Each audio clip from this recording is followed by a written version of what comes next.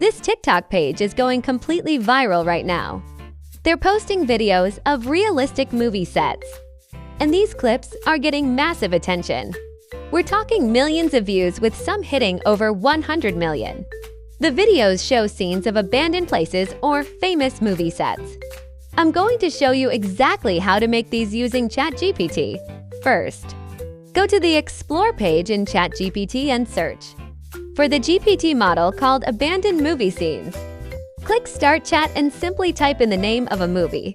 It will give you 5 different prompts to create images.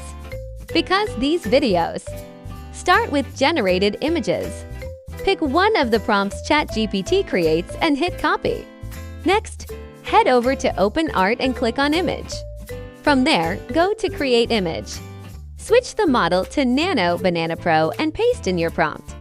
That's pretty much it for the setup. Make sure you select the 9:6 aspect ratio, which is perfect for shorts, and choose how many images you want to generate. I'm going to stick with 4. As you can see, I tried all the prompts and Nano Banana created these visuals. Now, I'll explain how to turn these pictures into videos. Simply go to Higgsfield and head over to the Video Music tab. Select the model, Google VO 3.1, and upload the image you created.